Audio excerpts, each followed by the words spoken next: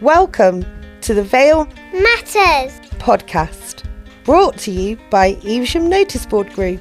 We will explore topics from local politics and economy to education and events dedicated to Evesham, Pershore and Broadway.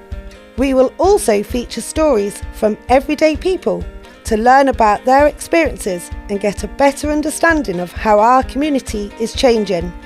So join us. Let's talk about the things that matter in the Vale. Well, hello, it's our 12th episode.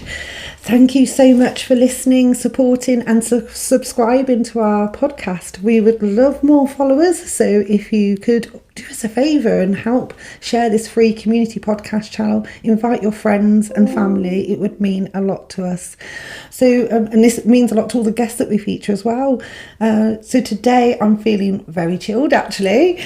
We are lucky to have two very inspiring local businesswomen and gurus in our town. So Alex and Victoria, they are a combination of entrepreneurs with a big dollop of chill from both of them. And some of you may know these ladies and you may have attended a session or been part of a programme. You may have seen them promoting their work online, on social media, on Facebook, on Evesham Noticeboard.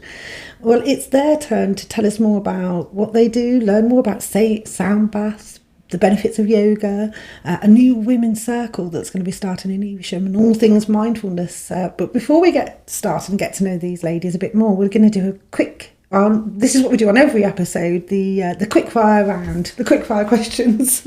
Hi girls, or ladies. Hi. So this could be, I'll ask you first, Alex. If you could teach yoga to one famous person, who would it be? And if you want to give a reason. She's looking a bit shocked at that. I didn't give them these questions beforehand, so. Oh my gosh, who would it be and why? Yeah. If you could teach one person, or no, you don't have to teach them, maybe it's someone you just want to do yoga with. So it could be, or maybe there is someone that needs yoga. Maybe Donald Trump needs yoga. Yeah, it would definitely not be Donald Trump. No. It could be someone local. God, do you know what? It would be somebody like the Dalai Lama. Wow. To be able to spend time in His Holiness's company. Could you imagine? Yeah. And then have that conversation, because that's how it would be. It would be such an interactive, yes. I think that's the god of yoga, of mindfulness. Does he do yoga? Is he a yoga? Well, he's a leader of Tibet. He's the leader of Tibetan Buddhism. Yeah. So he obviously meditates a huge amount, and he's won the Nobel Peace Prize. And that's part of yoga, isn't it? It's meditation. So meditation isn't per se part of yoga, but it's very much part of the kind of yoga that I would share, and I think it is a part of. God, if you say living a spiritual life, it sounds a little bit up yourself. But do you know what? Just living a life that is not so out there and 21st century and go. I think meditation's a massive part of just slowing down. So we've got the Dalai Lama. So Victoria, if you could teach someone, or do it, I've got to pronounce this right. Reiki. Yeah, Reiki. I always have one pronunciation that I do wrong. I think the listeners might be used to this by now. So Reiki, yeah. I call it Reiki. Oh, Reiki, sorry. Yeah, maybe it is where you're from, Reiki, but no, I'm going to go with you. Yeah. You're the professional. Who would you teach or do a session with? That's such a hard question. There's somebody. Alex. Alex. Because she's so hyper. Yeah. Tries to calm her down. I do my Reiki on her. She's full of energy buzzing around everywhere like a bee. That's a good answer. Do you know what? There I you was go. just thinking, if I had another one, it would be Billy Connolly. Can you imagine what fun you'd have? Yeah. It would be so funny. That would be real laughter yoga, wouldn't it? Yeah. You know? Oh, definitely. That would be good fun. So if somebody is listening and they're looking at their career and they're not very happy, and bearing in mind you ladies have changed your career paths, what advice would you give them if they're listening thinking, do you know what, I don't want to do what I'm doing anymore? Do you have any like a one sentence advice for them? Yeah, life's too short. Life's too short to be miserable and doing something you don't like. and only you can change it. I love that. Life's too short. That's definitely. I would say go with your gut instinct as well. Yeah. If it feels wrong, that's usually the right thing. Yeah. If you're not happy, then change it. So a quick fire one here: asparagus or sprouts, Victoria? Sprouts. Sprouts. Alex. Oh look, I'll make it even asparagus. Asparagus. We always have the asparagus question in because obviously it's Evesham, isn't it? Yeah. Do you want to give a shout out to a local charity or not-for-profit or a business, an independent new business owner in Evesham that you'd like to say, do you know what? Fair play to them. We're going to mention there and give them a shout out. They deserve credit for what they're doing. I'm going to shout out our third collaborator who's not here today, Sarah Snape, who's an amazing confidence coach who lives in Evesham. So yeah, I'm going to shout out Sarah. To Sarah Snape? And she's a confidence coach. She's a confidence coach, yes. Yeah. Excellent. And, she's actually helping us with the women's circle. So so it all ties in, that's lovely. That's good. I'm going to say the mental health charity that are here. Oh yes, Evesham. Mind, I think. Yes, yeah. They do a lot of great work. Yeah, lovely. Yeah, they do. And they're self-funded as well, aren't they? So it's really important. So if you could choose, I think I know the answer to this. Self-employed or employed? Oh, self-employed. Self-employed, we're going to say that, aren't we? And the last one, it's really cheesy. It's a cheesy question, but I like it. I haven't asked this one for a while. I thought I'd ask you girls because of what you do. I was interested to see what you'd take with you. So 3 things you take to a desert island. I did warn you it was cheesy. My yoga mat. Definitely. Yeah. Mind you, no. Actually, that's useful because you could sleep in it as well. Do you know what? I wouldn't take a yoga mat because it would be lovely to do yoga on the sand. Yeah. Barefoot. I'd take a hammock. Oh, a hammock's good. Yeah. Hammock.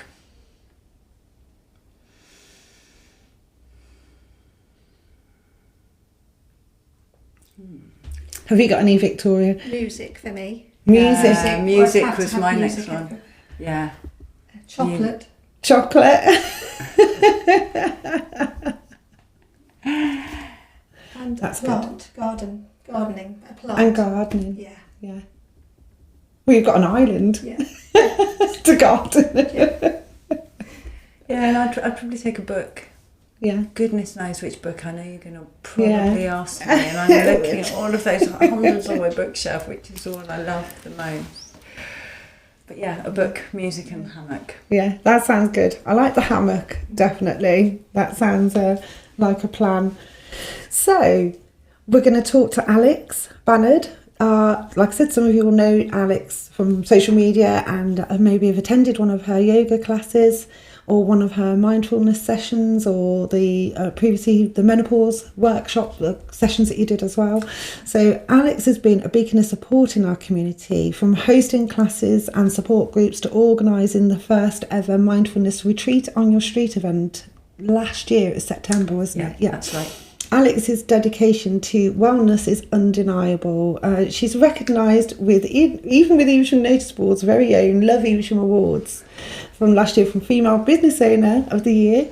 And Alex's has a passion for sharing self-care programmes and collaborating with like-minded individuals, who are all inspiring to us here in the town. So whether you're seeking an online class, but I think it's new now, park sessions as well. You're doing yoga in the park, which I want to come and do because I love. It just sounds great being outdoors. Or in the gym, you do a gym session, not gym session, but yoga session. Do yoga classes over at Oak Street. At Oak Street, Unitarian Chapel, yeah.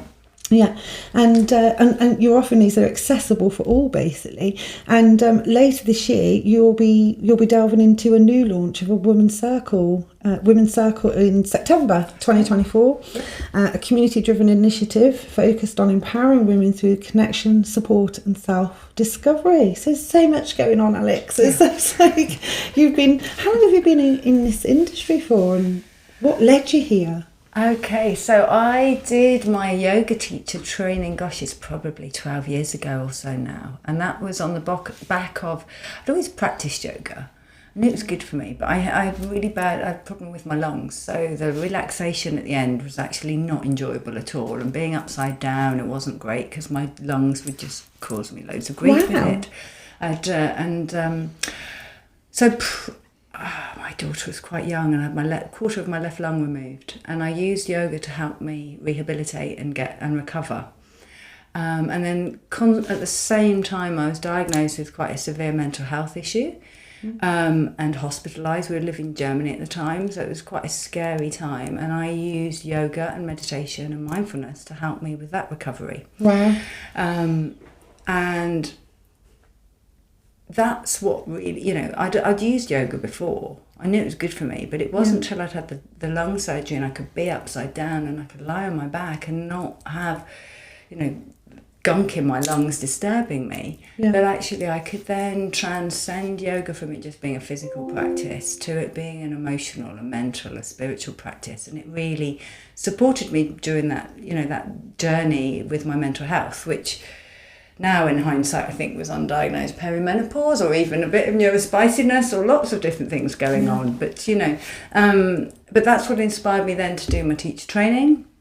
And then I did mindfulness teacher training, and then we moved to the UK, and I was a single parent, and knew that really going back into corporate, having been away from the UK for 12 years, wasn't going to be right for me or right for my family, and I wanted to just do what I love. So I really sort of focused on the business. That explains why you've got such a passion, because it sounds like yoga and the mindfulness has helped save you. Oh my God, yeah. You catch me on a really emotional day, which is most days, and I'll say it saved my life. It saved my life, and it's not easy to become a yoga expert, is it? This isn't an easy path to do either. You challenged yourself. You had a career in, what was your career before? So I used to work in fashion. So back in the day, I sort of started after uni. I worked for New Look and Swatch Group and Monsoon and all sorts of high street names that you would know, or perhaps don't know anymore, because some of them might not even, the high street has changed so much over the years. And I loved that. I really loved, I was really lucky. I used to say to the guys that work for me, look, we're lucky. We get to sell clothes for a living. We're not producing screws or something like that. It's really fun exciting. Stuff. It's fun, it's exciting. But you know what? I was lucky enough, we lived overseas, and my husband had a big job, and when the kids came along I didn't have to work, which was really lovely for me. But then when my husband and I separated and we moved back to the UK, I had to go back to work. But I needed that flexibility as a single mum, to be there for my kids when they needed me. And I also didn't want to do something for somebody else anymore. I get off a lot on, that's a really bad expression. I really enjoy supporting people in their journeys, and working for myself gives me that freedom to do what I'm passionate about and be available for my kids, but do something I love, and support other people. Yeah. So, and like you said, we really get lucky. one life, don't we? We really get one life. You've got to do what you love and, take life, and do the best that you can for yourself and for those around you. But you're having an effect on people around you as well, because you're helping others who come to you. And some people just love yoga, don't they, as well? It's a fitness part of their fitness regime. Completely. So can you tell us, what did you want to be when you were growing up? All sorts. I wanted to be a pilot and an astronaut and a TV presenter. Oh, that's good. I could see that. I did, we could see that, couldn't we? All sorts of things. I once queued, I'm going to tell you something, not many people know this. I once queued Channel 4, do you remember The Big Breakfast? Yeah. They were doing auditions for the new weather forecast, so I was queued all Saturday to go in and do an audition. Oh, brilliant. I didn't get it, obviously. You can do it today. Give us the weather. Your lost big breakfast, Chris Evans. Exactly. So yeah, and I just sort of kind of fell into fashion when I finished uni, because it was either I'd done something, I'd done really like corporate stuff. I did economics at university, and so it was that or do accountancy, and accountancy I would not have fared well in. So, you know, I was very lucky to do what I did, and it took me all over the world, and I loved it. But, you know, my kids and I would joke, especially when we were trying to get, you know, been my dream for 7 years since we lived in Evesham to live in a house we own, which is hard as a single parent and a solopreneur to buy a house. And anybody out there trying to do it, you know how hard that is. And at one point I said to the kids, oh God, I'm going to have to just go back to corporate. But I don't think I'm going to last very long before someone gets rid of me or I walk out. And the kids just absolutely wet themselves because they were like, yeah, it won't work, Mum. You're unemployable now.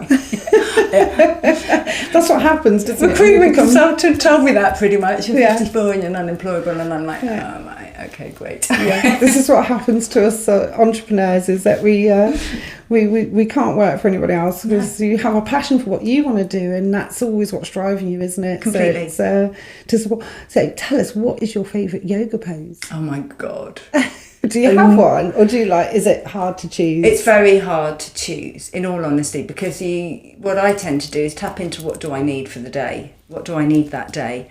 So sometimes it's lots of movement and more Kundalini style practices and more somatic-y style stuff.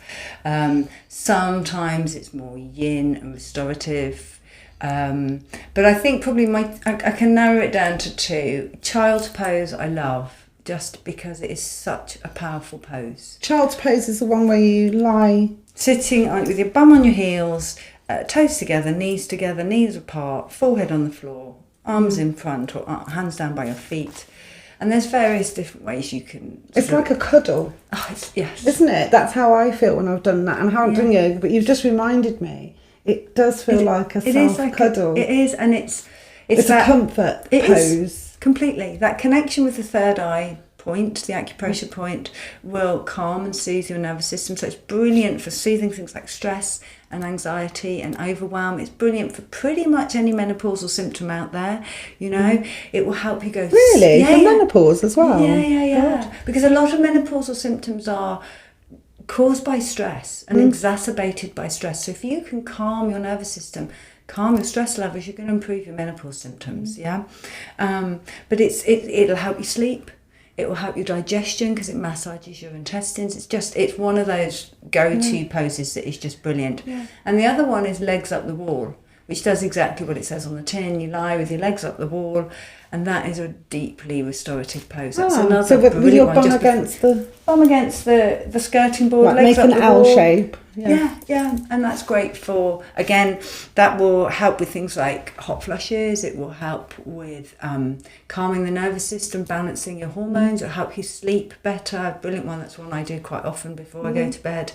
So you can just do these poses just as a one-off as well? Oh, absolutely. Yeah. In fact, that's where yoga becomes powerful, because not everybody's got an hour to invest in on a mat, you know, and sometimes you might only have 20 minutes. Yeah, but it's then, you know, I was saying to my ladies the other day, you know, balance is really important as we get older.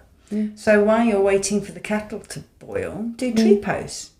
Both sides. That's a really good idea, isn't it? Yeah, because you're working on your balance. Yeah. You know, the really sad fact is 80% of people who fall over in their later stages of their life, fall over at home and lose their balance, go into hospital, don't tend to come home. Yeah. So work with your balance and work with tree pose every time you put the kettle on. Fabulous. Yeah, that's really good. And it is using that practice that you've got, whether you go once a week, whether you do it every day, but using those little practices to support you. Or they can have one-to-one sessions as well. You do one-to-one sessions. Yeah, I do one-to-one sessions. We run classes, we run events, we have all sorts going on. And there'll be lots more coming next year too. Yeah. We see so much of the classes and things that you've got online, and I had a look on your website earlier and I was amazed. I was like, how do you get all this time, Alex, to do all these different classes? You're just a little pocket, what do they call them? Pocket rocket, you know, of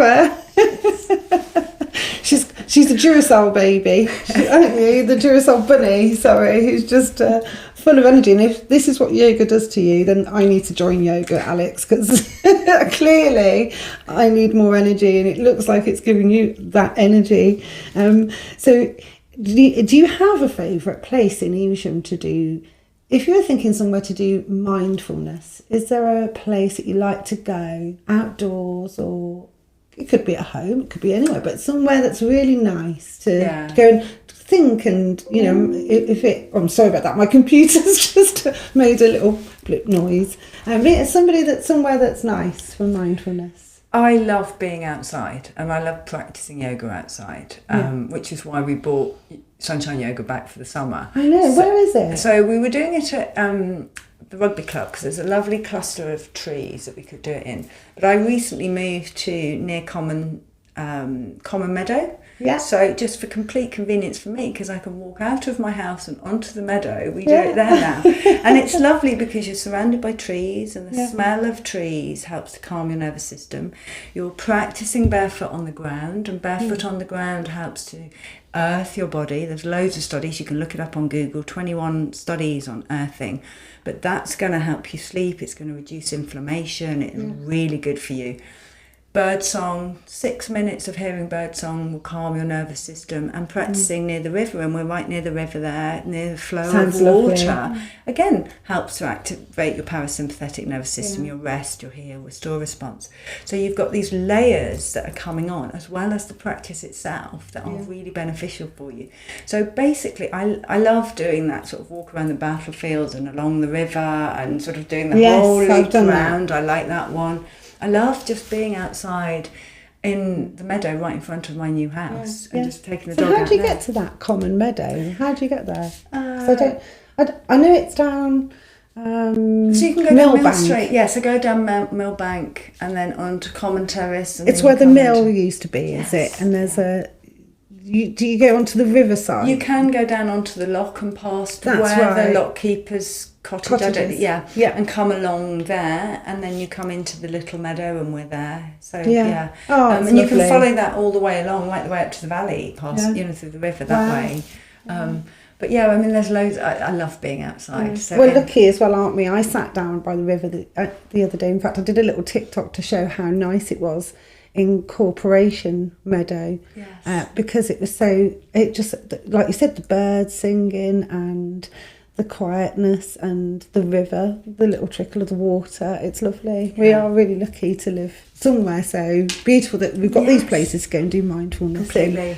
So if you had a magic wand, I know this is like a quick fire question, isn't it? Would you, if you had a magic wand, what would you wish for? That's a difficult question, isn't it? It's a difficult question, but I'm going to go... Victoria's going, I hope that she's not asking me that. I would love us to be less dependent on money and oil and all of the systems and corporations that don't really serve us anymore. I'd like us to be more focused on energy exchange and living more in tune with nature, and less corporate environment, less sort of money. Yeah. I think we're seeing it. We're seeing the systems. Yeah, we're seeing the systems that we have been so used to breaking down and not working anymore. Yeah. So if I could wave a magic wand, I would like that to be a fast transition. We're in it. It's going to happen. Yeah, I believe happening. It is happening. But it would be nice if it was a quick, fast transition. If it was quicker. So what inspires you to stay motivated as a teacher and to do what you do? Because it's like we've spoken to different people like hairdressers and people in different industries, where the mental health team we had in recently as well, where it doesn't matter what type of day you've had, you have to be there. You have to present. You have to be present for your for the people coming to your sessions, and sometimes you have to be able to mask what's going on in your own life and deliver something that's enriching in other people's lives. But it's hard to do, and there's times even for a lot of entrepreneurs might be able to relate to this, that sometimes you just want to get back under the quilt and not face the day because it's a bit overwhelming. And because it's all on you, it's your business, you've got to make things work, you've got to get these classes sold and things like this. So that's on top. That's not even before you've delivered the class or the session or the yoga. That's the bit that you love, but before that, you know, you've got to get that motivation to get there in that time. So what motivates you to do that? Lots of things. It's seeing that light bulb moment when you're with someone, whether you're with them in a class situation or at an event or one-to-one, when you see that, like, the penny drops, it's making a difference, hopefully. And seeing that sense of community, seeing the community within the classes grow, within the event, people getting to know each other. But also the thing that motivates me, I think, is freedom. And space and time. So it's about honouring the fact that sometimes doing the stuff that keeps a business going is quite draining, you know.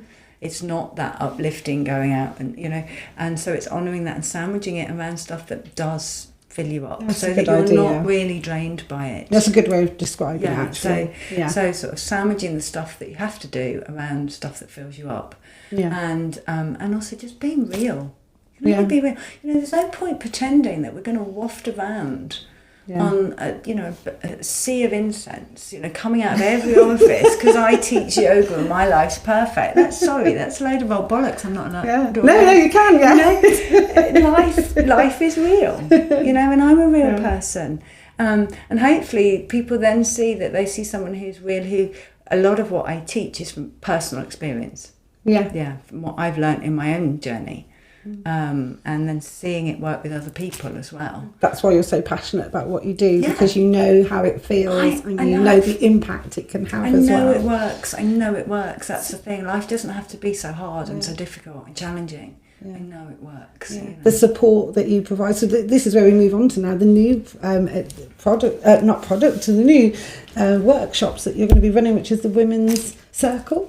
Yeah, and that's because you collaborate with so many people. I've seen on social media that you really inspire. You work with other people like Victoria from the Holistic Lady, and there's Sarah Snape as well. The counts. So and it's just lovely that you collaborate with people and that you support each other. But tell us more a bit about this Women's Circle. I'm intrigued. So women, for generations, all over the world have gathered together. In women's circles, you know, where they've shared stories, they've shared experiences, they've supported one another, you know. And as modern life we've become more insular, I guess, in modern life, that ability to sit with like-minded women and feel that support, to feel that connection, to feel that sense of community has gone. And yet actually women produce oxytocin, the feel-good hormone, in the company of other women. And I've done various events where we will have a women's circle at the beginning of the event. And it's always the bit that people love the most. It's always the bit they love the most. And so we really wanted to do something that brought that sense of community back, gave women a safe space to connect and to feel heard and seen. Because again, many women, because life has got so disconnected, I know we're more connected technologically than we've ever been, but actually we're more disconnected than we probably have ever been. So to give women that safe space, and particularly women maybe going through the menopause or going through a major challenge in life will feel that disconnect, and to feel that they have that safety and that security. And I'm a huge, I know the power of sound, and sound is frequency, it's vibration, it's energy, it's wavelength. And having met Victoria and worked with Victoria, I really wanted women to have that chance to chat and connect, but also have that time at the end where it was just for them, and the sound would just do all the work for them. So that's how it's evolved, and that's why we want to do it. And where will it be? Where will they be? Is that going to be online? After this. So that's where I do my sound baths. That's the Evesham Baptist Community Church Centre on the Offenham Road, and it's level, so it's accessible to everybody. And it's got underfloor heating for the winter. Oh, lovely. It's got soundproofing, it's got acoustic ceilings. It's a beautiful venue. Wow. It's going to be really good. And that's in Bendworth, isn't it? On Offenham Road. Offenham Road. Yeah, that's Bendworth side of Evesham. Is it No, Offenham it's going Road? towards Offenham. Yeah, so by Lidl. No, a bit further up. A bit further up. Oh, okay. It's on the Offenham Road towards Offenham. But we'll be able to find all this online as well, won't Yes. we? So we're going to talk to Victoria Moore, the holistic lady. Hello. Hi, yes, we've been chatting away and she's been looking at us like, oh, am I next? So Victoria is offering a unique blend of wellness experiences, and this is based near Blackminster Business Park. Yes, just And- over the bridge from there, off Station Yeah. Road. So from one-to-one therapy sessions, I've been there myself and seen the rooms and how she did the work that she does, and it is amazing. You do therapeutic sessions and immersive sound bath sessions as well, and they are, you can see those advertised on social media again. These are featuring crystals, which she's got here with us today. I'm excited to, I don't know if you can let us hear This how is- it sounds. My crystal harp.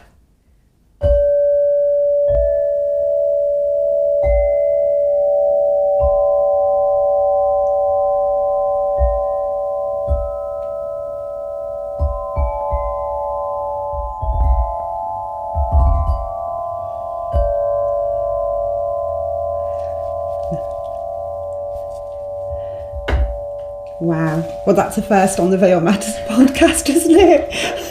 That Hear the sounds resonance beautiful. of it. Yeah. So it's still going. And that goes right down into cellular level. Wow.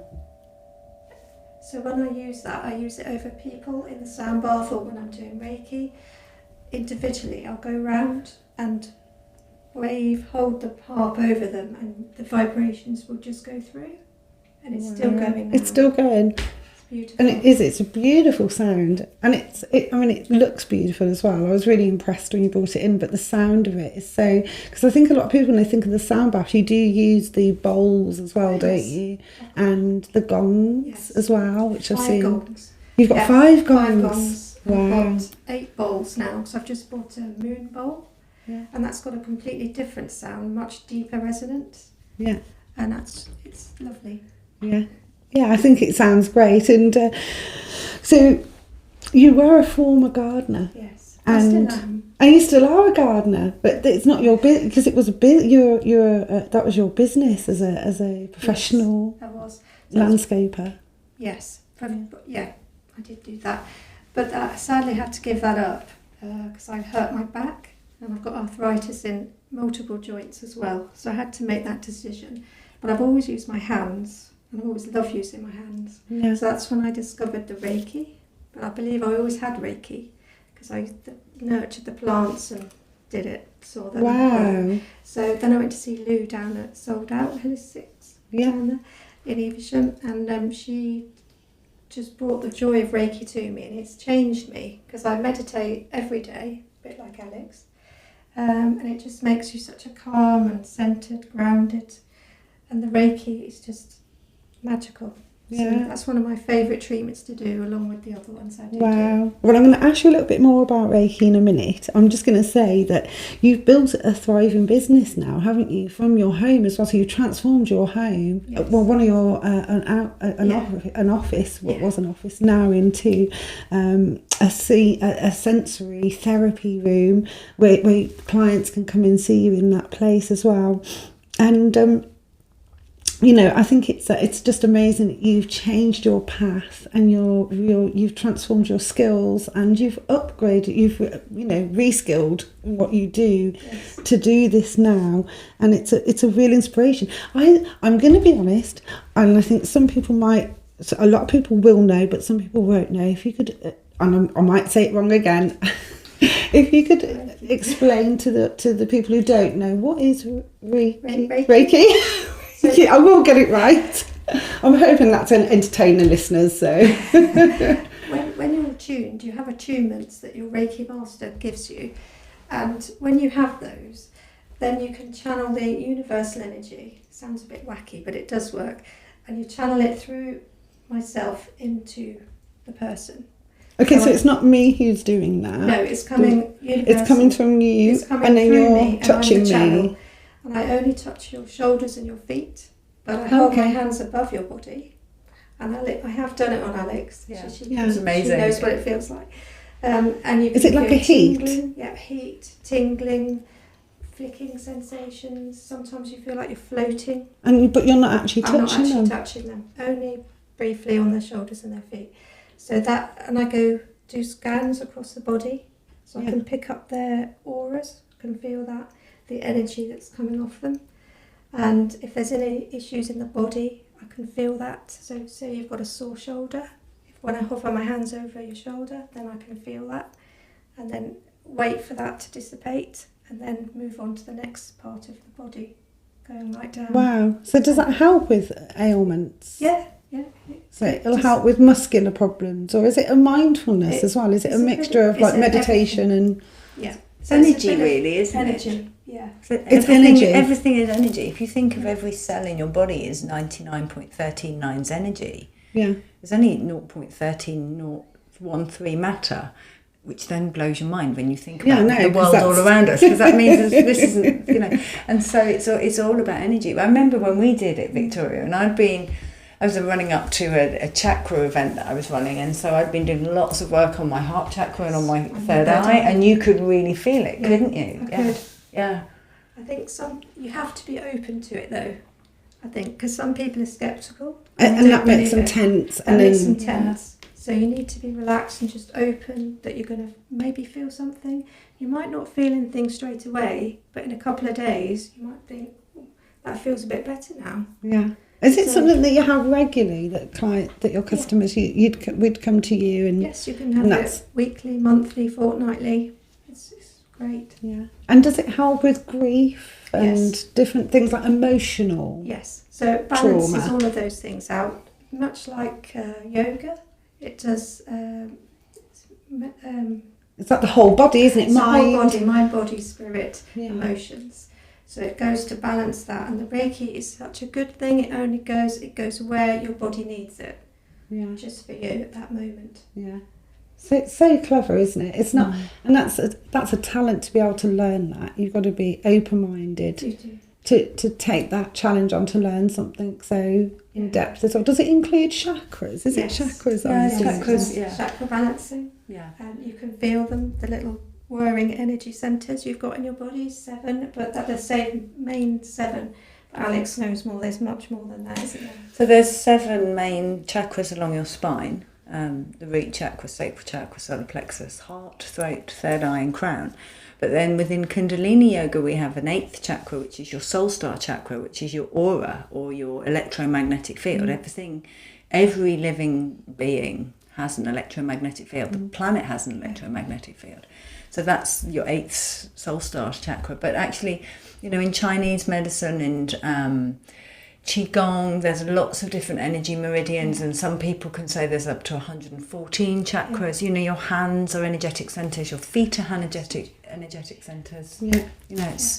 It's fascinating. Wow. Yeah, no, I think that's really... It's not something I've had done before, but I'm open to. I think it sounds really good. So how does... I've been to a sound bath before, and I really enjoyed it. I found it really relaxing, and it's something I want to do again, and I'm hoping to come to one of your sessions soon.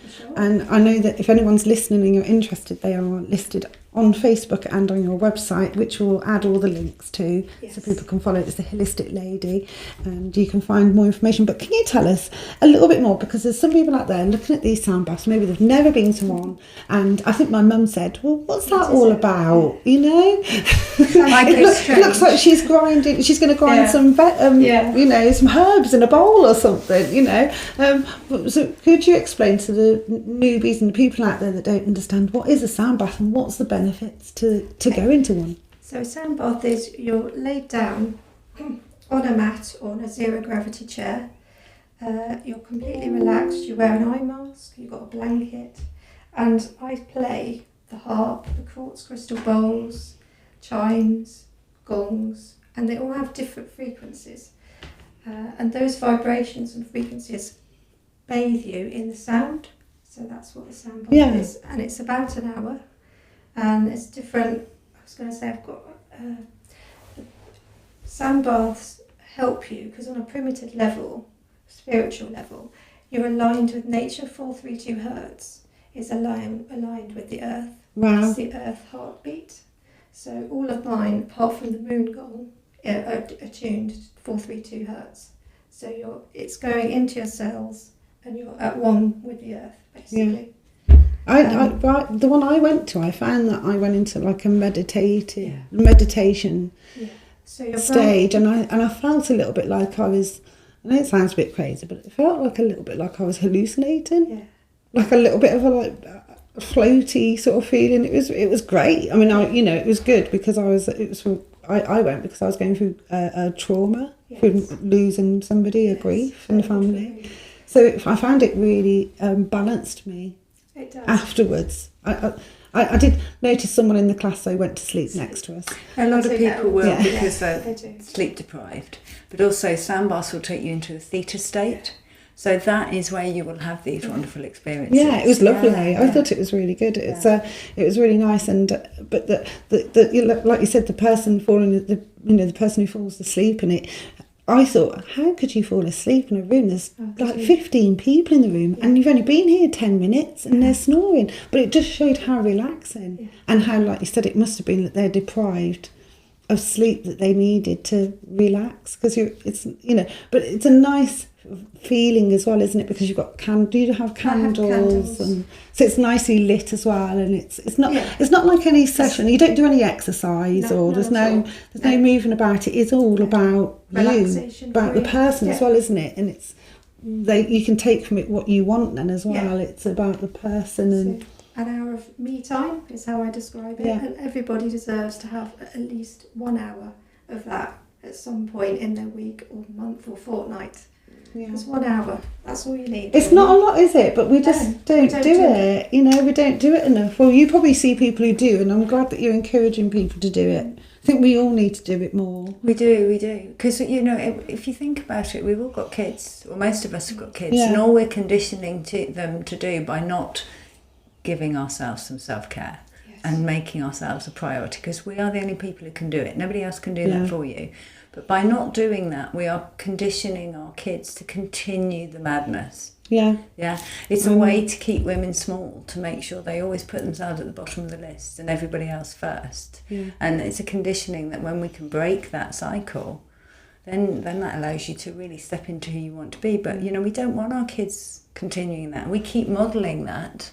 Yeah, no, it's so true. That's why I love that you do the mother and daughter sessions as well. So you're encouraging the younger generation and that generation to see these sessions, and you're on TikTok as well, so the younger generation is seeing you on TikTok as well doing this, and with the sound baths. I think it's really important, especially for the younger generation studying A-levels and GCSEs, and to have that, to learn that this is something they can take for themselves, and they could, with your sessions you can do them on Zoom as well, can't you, Alex? You can do them on Zoom, and you can do this at home, or you could record it, and then that's something they've got for the rest of their life. Is this, like you said, learning to have time for yourself is so important.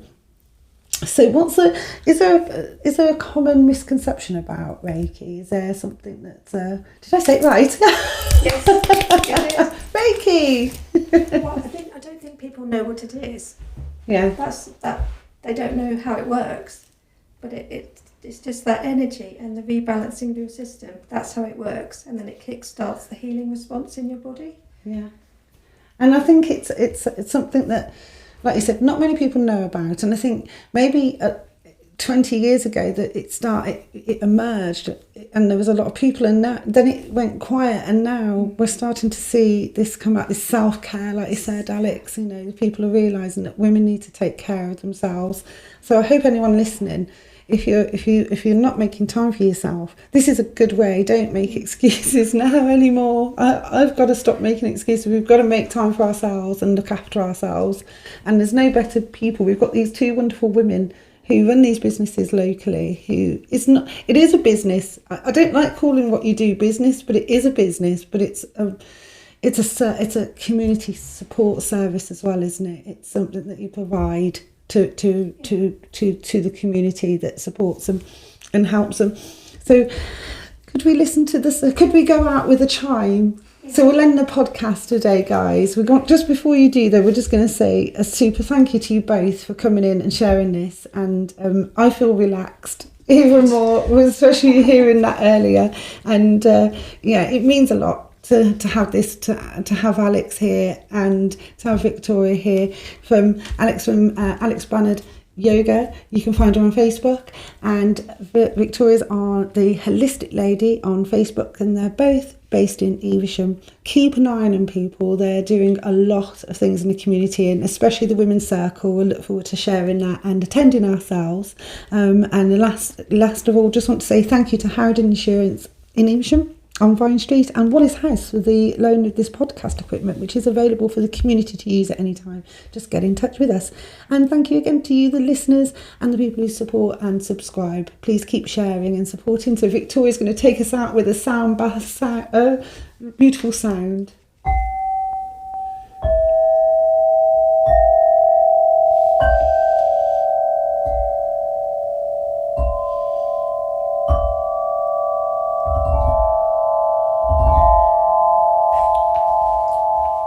Wow. There you go. I'm going home to bed now. Thank you, guys. Thanks, Katie.